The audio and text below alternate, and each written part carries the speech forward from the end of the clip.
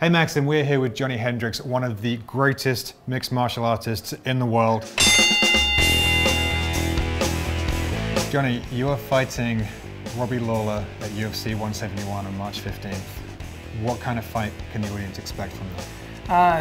Tough one. You know, it's going to be a brawl. Hopefully we can finish this one. You know, I didn't get to finish my last one. Right. It sort of came back to haunt me, so I'm really pushing to finish this one for sure. So when you're training for a fight like this, do you study your opponent's past fights intensively? You can find a lot about a fighter, and you sort of find out how they're going to do certain things by watching their past fights. And then you just sit there and you try to figure out the fighter you're fighting, but you only do that to a certain point. Now your last fight, UFC 167, Georges St. Pierre, most people think you won that fight. It was a very controversial decision. Have you watched the tapes back at this point? I've watched it a couple times. You know, I still think I won. I'm not mad at the judges.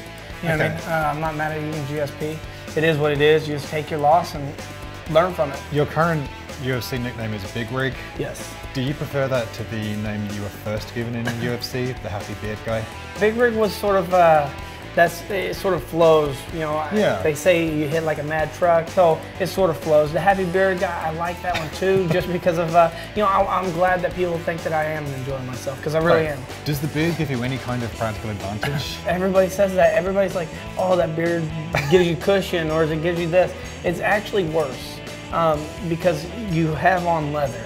Well, you can put Vaseline everywhere where there's not hair, because the hair will, it'll absorb it, right? And then it might get in their eyes, whatever. Yeah. Well, with the beard and leather, it just sticks to it. It's like, there's sometimes I'm hit, I'm like, oh, that was nothing, and all of a sudden they just pull out a couple of hairs. You're like, oh, that was a lot better hit than I was expecting. Do you have any good tips on beard maintenance for our guys? What I do is I'll do conditioner in the beard, lotion. I put lotion in there, and what you do is put lotion and then you comb it out. Comb out the lotion so it's not real oily. All right. So that way it gives it a little, let it soak in there for a little bit, and then take a shower. That is a very disciplined beard routine. Yes, it is. Yeah, it'll keep away the itch. You know what I mean? If you got itching. Obviously, you fight a lot of guys in your career, but sometimes it's not always a guy you're getting into a fight with. We wondered if you could show us some takedown moves for some very specific instances out in the wild. For example, what would you do if you were faced with a fight with a rogue killer whale? I would say probably keep the tail away from you. Okay. Okay, so what we'll do is we'll come up right around here and you'll lay on it like this. Right. And they say like a shark, right? Always attack the eyes. So punch them in the eyes. Am I hitting the eyes? Nearly. Okay? Okay. Always go for the eyes also.